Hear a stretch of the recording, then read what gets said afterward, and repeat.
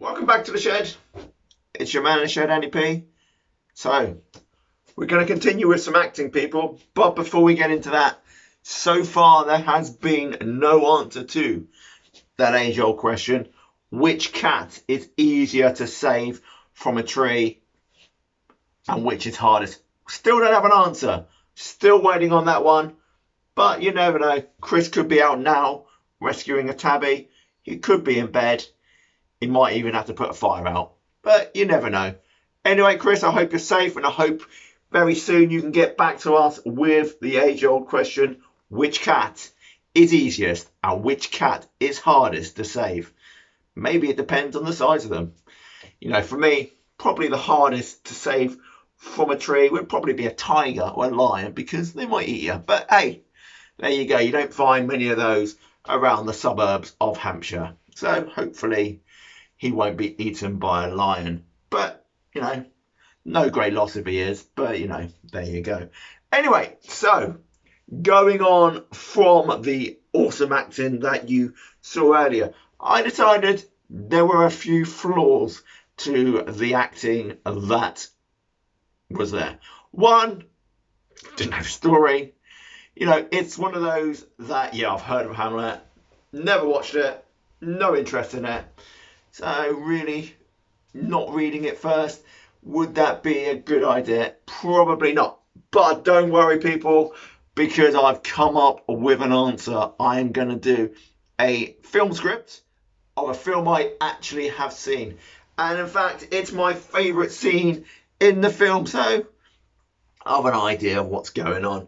What we are going to have to do, though, is we are going to have to sit down because this scene is shot sitting down. And I'm going to give you some extra special acting here. It's going to be a masterclass, people. You are going to see a real-life master at work.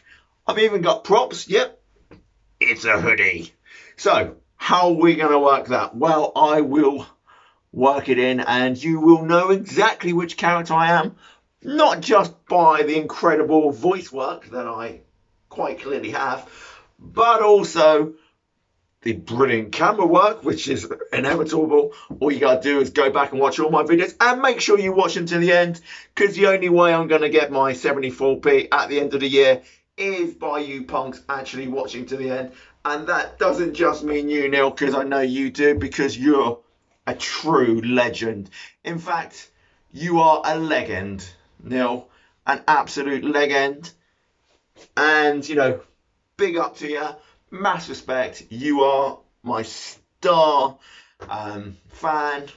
So we're going to send you a gold star. And I might do that over Messenger after this video. But the gold star is going to Neil Scott for today. My biggest fan.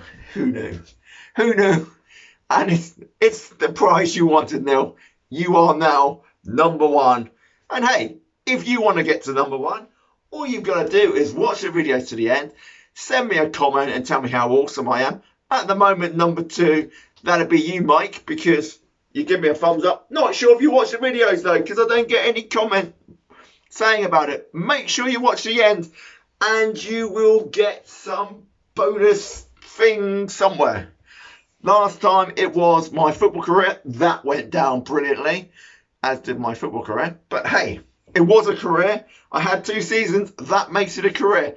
Might not have been professional, but hey, that was a waste. You know, I could have done something somewhere. You know, I could have cleaned the boots or, I don't know, empty the bins.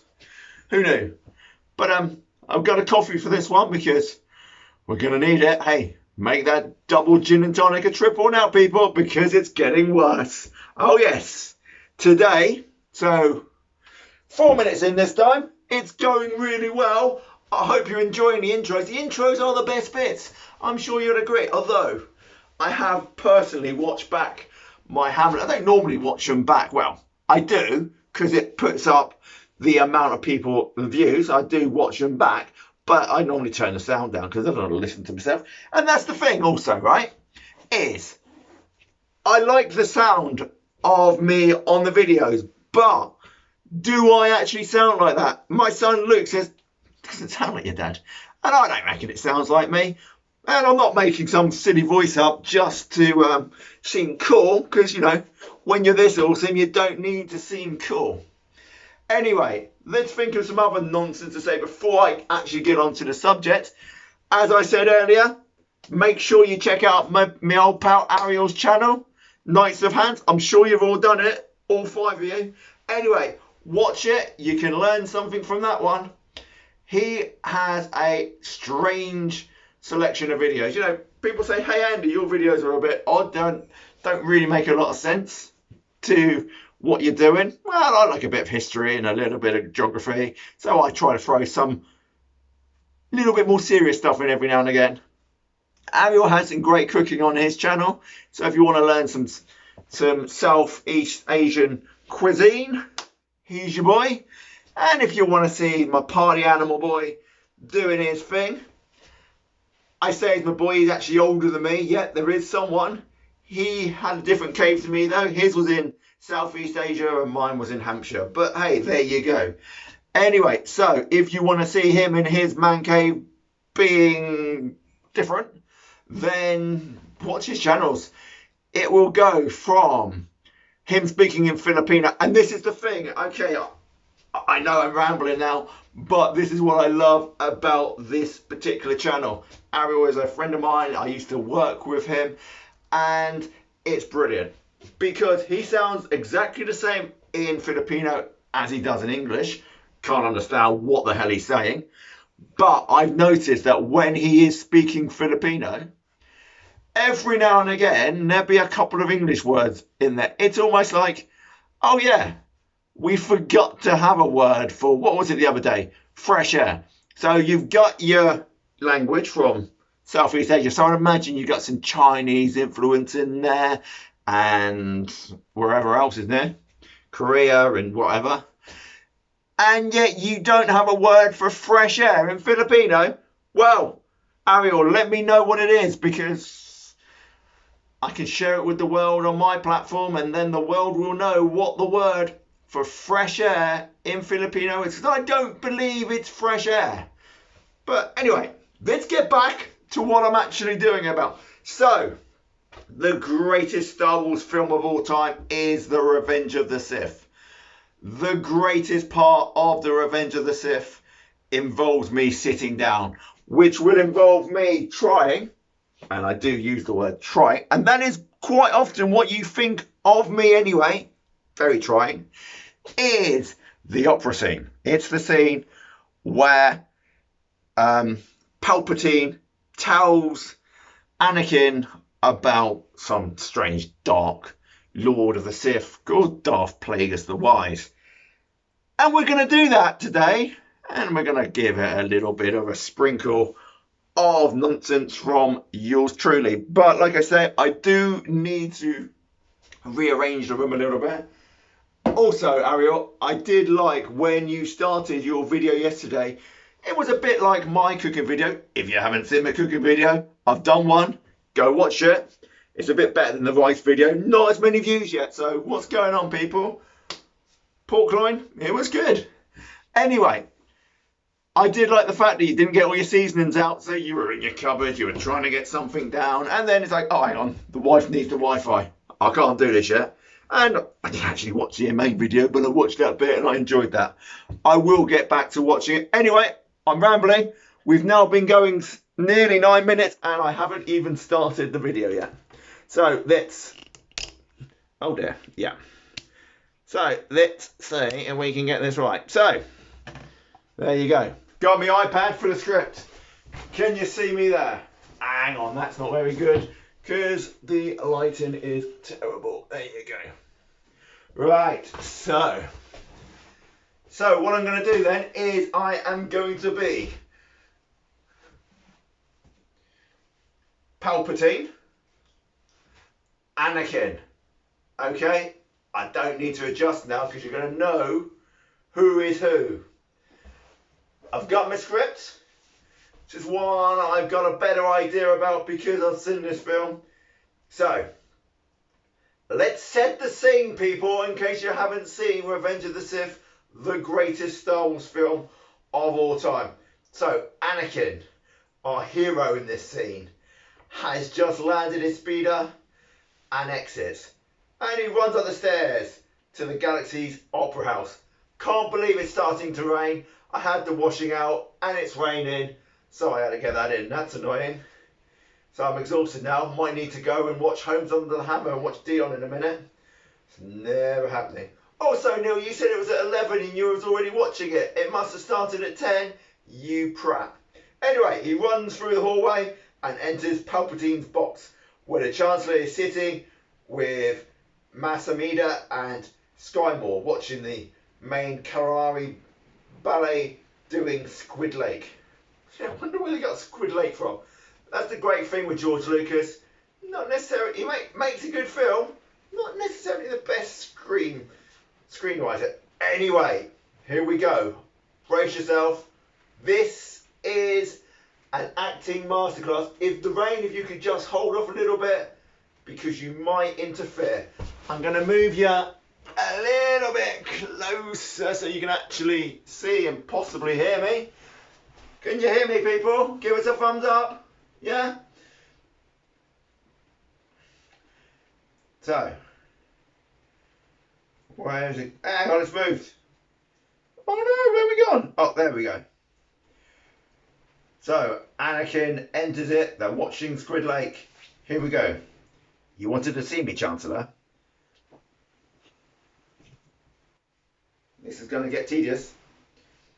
Yes, Anakin. Come closer. I have good news. Our clone intelligence units have discovered the location of General Grievous. He is hiding in the Utapau system. Alas, we'll be able to capture that monster and end this war. I would worry about the collective wisdom of the Council if they didn't select you for this assignment. You are the best choice by far. But they can't always be trusted to do the right thing. They try. Sit down. Then to his aide. Leave us. So Anakin sits next to Palpatine. The Chancellor leans over to him. Anakin, you know I'm not able to rely on the Jedi Council. If they haven't included you in that plot, they soon will. I'm not sure I understand. You must sense what I have come to suspect. The Jedi Council want control of the Republic. They're planning to betray me. I don't think. Anakin, search your feelings. You know, don't you? I know they don't trust you, or the Senate, or the Republic, or democracy for that matter. I have to admit, my trust in them has been shaken. Why? Have they asked you to do something that makes you feel dishonest? Didn't they? Don't say anything. Doesn't say anything. It simply looks down. Sorry. I'm thinking, I don't remember him saying that. So he doesn't say anything. He simply looks down. They asked you to spy on me, didn't they? I don't know what to say. Remember back to your early teachings, Anakin. All those who gain power are afraid to lose it. Even the Jedi. The Jedi use that power for good. Good is a point of view, Anakin.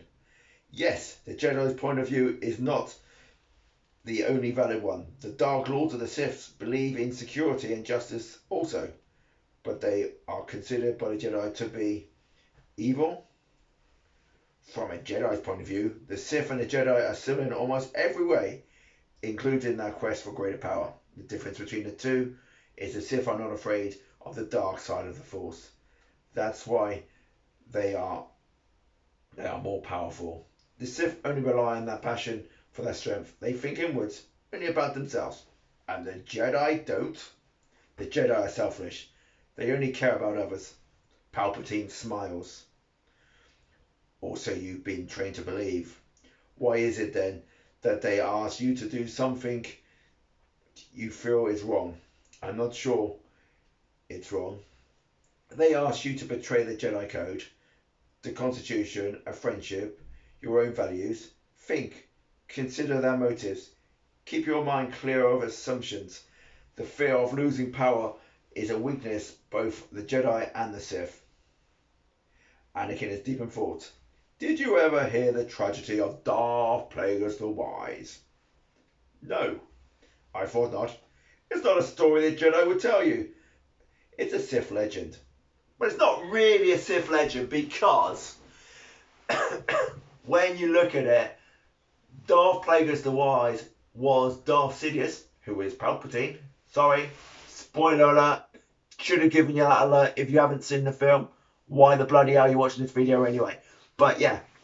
And also this film is over 20 years old, so it's not really a spoiler alert. But spoiler alert, Palpatine and Darth Sidious are the same person. We will get into that in a later video because I like Revenge of the Sith and I'm going to do more of these just to be annoying and whatever else you want to call me. Anyway, let's get back to it. Let's see if I can remember where it was. Oh yeah, Darth Plagueis the Wise isn't a Sith legend. It's been made up by Sidious to be a Sith legend because it's what he did. Anyway, let's get back. I thought not. It's not a story the Jedi would tell you. It's a Sith legend. Darth Plagueis was a Dark Lord of the Sith. So powerful and so wise, he could use the Force to influence the midi-chlorians to create life. He had such a knowledge of the dark side that he could even keep the ones he cared about from dying. He could actually save people from death. The dark side of the Force is a pathway to many abilities some consider to be unnatural. What happened to him?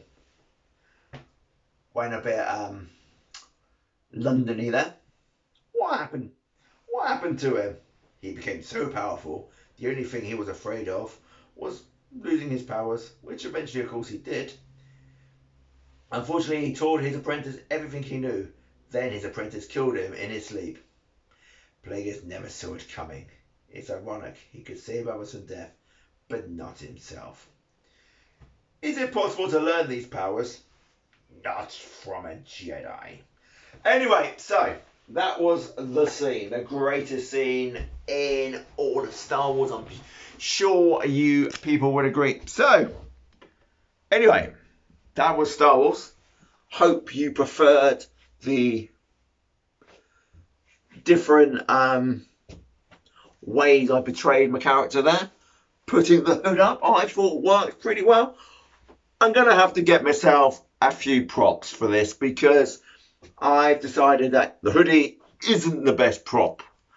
And, you know, but at least with Star Wars, I know the film. I know pretty much what is going to be said. I'm not saying I know it word for word, but I have an idea what's going on and the tone that they were going for. So that does help. Certainly better than Hamlet. But this be fair, George Lucas, here we go, people. Big claim, big claim. George Lucas, who isn't the best storyteller in the world, although he's created Star Wars, which was magnificent. George Lucas is a better writer than William Shakespeare because I live in the 21st century and he uses 21st century or 20th century, that'll do, words which make sense to me. William Shakespeare, old Billy Boy, talked absolute nonsense. When I was reading that script, okay, I hadn't read it before, which didn't help, but when I was reading that script, it made no bloody sense to me. No one talks like that, William. So what the hell were you going on about? That's my claim. There you go. So, as we speak, I've still got no answer to the cat question. Hopefully by the end of the day, we will get that. So, I offered you a little Easter egg for the end at the beginning. Not a clue what that's going to be. But here we go. I'm going to throw something in. So many years ago, I worked with Rocky at Key 15, which was the restaurant he owned. And it was claimed by his wife that I asked her to that pack some icing sugar. I might have tried to do it myself. Don't remember that. Really don't. But I do remember the blue roll for trying to put out a fire. So this is a safety tip and a proclaimer from myself. So what happened was, used to have a soul dish, and on that we would have a caper and what's it called? A caper and gherkin butter. So used to clarify the butter, make it golden brown, so that it's got some flavour to it. Well, I was quite busy and I wasn't really watching it, and it splashed over. And it then caught fire because that's what butter does on a hot plate. Not on a hot plate, on a bullseye type thing. And it caught fire. So, me, the fireman, thought, it's okay, people, I will rescue the day. I'm just going to turn that light because that door is going to ruin my amazing light and we don't want that. I will save the day. So I get Blue Roll. So the thing is, for those of you who don't know, Blue Roll is a paper roll that you use in catering and shops and that. It's centre feed, so you pull it out. Being paper, it's not probably the best thing to fight a fire with. And I dabbed it down and it caught fire, who knew? Threw it on the floor. Yeah, we just packed that out. Didn't happen. Didn't catch fire though, did it? The restaurant didn't burn down, so, 100% fire safety record from your boy there. Also, we did have another little character in the building. So I think it was on a Thursday we used to get the fire bell go off. Now, I never told anyone about this when they started because what does it matter? Anyway, we had this slightly special lady come and work for us called Sarah. Lovely girl, brilliant, really worked hard. Can't fault her work effort. And she was also a fantastic pot wash. She came to us from somewhere else in town. And anyway, day one comes. So I'm going through the basics. So I'm teaching her to cut bread. Also, Rocky, thanks for leaving this special case for me. Really pleased with that. So I'm going to have to just adjust the camera again. Okay, so you can see my hands. Yep. So I'm going to imagine this is my bread knife. This is me bread. So it's on the board. So Sarah, I'm going to show you how to cut the bread. So there I am with my knife cutting the bread. And I am not kidding. This is what she did. She is underneath the table looking. So I'm like, Sarah, what are you doing? It's like, oh yeah, I'm looking. You can't see anything if your head's underneath where I'm cutting. Oh yeah, that's right. She always said, oh yeah, that's right. She was a special lady. What I'm not going to do is I'm not going to forward this one to her because it's going to be a bit cruel, isn't it? But I am going to do a special on my time at Key 15, like I did the college, and like I've done a couple of others, and my Beaujolais and all that malarkey. We are going to have, by the end of the day, a Key 15 special. So we're going to have your boy Matty in there, Rob Dog and his love of me, texting him as he's coming in from the car park. He used to get crazy with that one. Anyway, there you go. Revenge of the Sith. Done. See ya, pals.